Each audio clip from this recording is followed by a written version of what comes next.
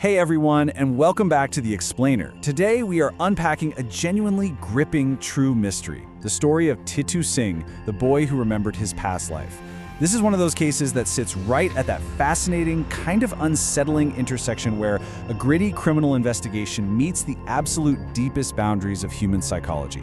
We're going to be looking at one of the most thoroughly documented and frankly startling cases in academic history. So let's get right into it. Just imagine for a second that you are a parent. Your 2.5-year-old child looks up at you and casually drops this: "I am not from here. I am Suresh Verma." Now, you'd probably brush it off, right? Just a child's wild imagination. But in this case, it wasn't a passing phase. This was a persistent, desperate plea from a toddler who insisted his real life, a life that actually ended violently, was waiting for him in an entirely different city. It's a chilling hook, and it plunges us instantly into a reality that seems almost impossible. Section 1. A toddler's impossible memories. Okay, let's dive into this timeline, because this is where the story completely defies logic. So let's travel back to the early 1980s. A man named Suresh Verma was tragically murdered in August of 1983. Then, merely a few months later, in December 1983, little Titu Singh is born in the small Indian village of Bad, just outside Agra. Fast forward to 1986, Titu is barely out of diapers, and his behavior starts profoundly unsettling his family because he's claiming to actually be Suresh. When you visually map this out, you really see the incredibly tight, overlapping window of these extraordinary events.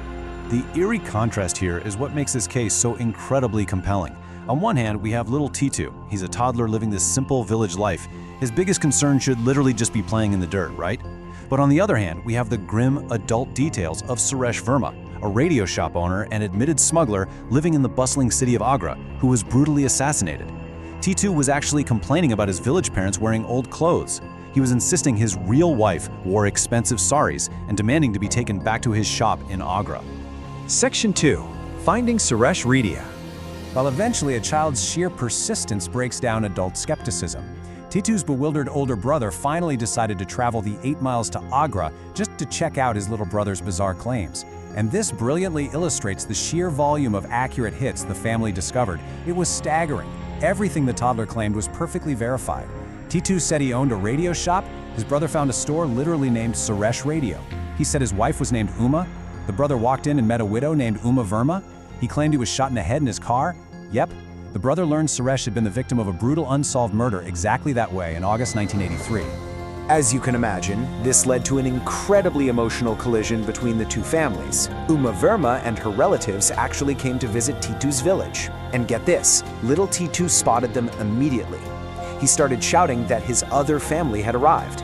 He passed absolutely every spontaneous recognition test they threw at him. He reminded Uma of a specific fair where Suresh had bought her sweets, a private memory only the couple shared. He talked about gold buried in a hole in their house. Later on, when they took him to Agra, he successfully picked Suresh's 2 children out of a huge crowd of neighborhood kids playing in the street, and immediately pointed out new shelves that had been added to his old radio shop. Section 3. Birthmarks and bullet wounds. So now we're shifting from anecdotal memories to undeniable physical evidence. Let's look at the hard medical data. Suresh Verma's official autopsy report confirmed his cause of death was a point-blank gunshot. The bullet entered through his right temple and exited on the opposite side of his skull, leaving a larger, star-shaped exit wound. I really want you to take a second and imagine how you would try to rationally explain finding physical reflections of this grim forensic report on a child born entirely disconnected from the crime. Now, what's really interesting here is how the physical trauma of Suresh's death seemingly imprinted right onto Titu's body.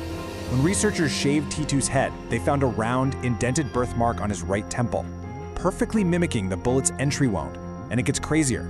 On the exact opposite side of his skull, he had a larger, star-shaped birthmark perfectly matching the exit wound. He even had a third mark on the crown of his head that matched a pre-existing mole Suresh had during his life. I mean, no way, right? Section 4. Solving a past-life murder. As if the physical evidence wasn't wild enough, we now transition to the unbelievable criminal impact of this child's incredibly specific memories. Consider the sheer shock of this. A young boy casually naming the men who allegedly murdered him in a past life. Titu recounted arriving home, honking the horn of his car for Uma to open the gate, and then 2 men rushing him. And he definitively named the shooter as a businessman named Siddiq Jahadian.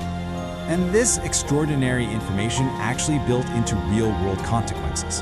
First, Titu literally detailed the murder to a court and the authorities in Agra. Armed with this startling new intelligence, the Agra police brought in the specific man Titu named for questioning. Confronted with the details, a suspect actually confessed to the unsolved murder. This child's anomalous memories actively contributed to a real-world murder conviction. It's just a real game changer. Section 5. The academic investigation. Understandably, a case involving forensic birthmarks and a solved murder attracts some serious attention. This elevated Titu's story from a local village legend to a globally documented scientific case study. And this wasn't investigated by amateurs. We're looking at heavy-hitting, highly credentialed academics here. People like Dr. Ian Stevenson from the University of Virginia, a pioneer who spent decades compiling over 3,000 similar cases. Dr. Satwant Pasorcha from India's National Institute of Mental Health and Neurosciences, Dr. Antonia Mills, and Professor N.K. Chadha from Delhi University. They formally documented this, applying strict methodologies to rule out fraud, and ultimately classified it as one of the strongest verified cases in global history. So the crucial point is how these researchers attempted to reconcile the bizarre timeline. Remember, Suresh died in August, but Titu was born in December. If Titu was born prematurely, or if the dates overlap too closely for traditional reincarnation to make sense, researchers pointed to a cultural and scientific framework known as Prakaya Pravesh, or soul replacement. This theory suggests Suresh's consciousness might have displaced another in the fetus late in the pregnancy. It's a fascinating concept that tries to make sense of the overlapping timelines, as well as the sudden, unexplained illness Titu's mother experienced during her third trimester. Section 6. Science, Skepticism, and Aftermath. Now, it is absolutely vital we pivot impartially here to the skeptical counterarguments. How does mainstream science try to explain all of this away? Well, the primary argument used by the scientific community against claims of past lives is something called cryptomnesia. This is a very real psychological phenomenon where a person acquires information through completely normal channels, like say overhearing a conversation or catching a news report on TV, forgets where they learned it, and then later recalls it, genuinely believing it to be a first-hand memory or a totally original thought. However, researchers found conventional explanations like cryptomnesia entirely inadequate for this particular case. I mean, think about it. Titu started making these claims at age 2. That is far too young to absorb and neatly organize complex news reports about a murder. Plus, the two families lived on opposite sides of a major city with zero prior connection. On top of that, Titu knew specifics about the murder that weren't even released to the public, and he possessed physical birthmarks matching a private autopsy report. The statistical probability of a toddler randomly guessing all these facts while just happening to sport matching scars is vanishingly small. Interestingly enough, as he grew, Titu followed a very specific academic pattern observed by Dr. Stevenson and his colleagues. Across thousands of cases, researchers noted a common denominator, the number 8. Around the age of 8, as a child's brain develops and their current life takes precedence, these intense, apparent past life memories naturally begin to fade away, and Titu was no exception. As he integrated into his present reality, that visceral grip of Suresh Verma slowly loosened. And that brings us to a rather comforting aftermath. Titu didn't grow up to repeat the violent, dangerous life of the smuggler he claimed to be. Instead, he chose a path of healing, leaving that chaotic past life entirely behind him. Titu Toran Singh went on to earn his master's degree and became an assistant professor of yoga and naturopathy at the prestigious Banaras Hindu University, living a remarkably peaceful adult life. It's a stark, comforting contrast, isn't it? Which leaves us with this final, profound question to consider today. If normal, conventional explanations completely fail to account for identical physical birthmarks and a toddler successfully solving an adult's murder, how do we explain the true boundaries of human consciousness and memory? It really challenges everything we think we know about who we are and what we might carry with us. Thank you so much for joining me on this explainer, and I hope this leaves you as curious and fascinated as I am. See you next time.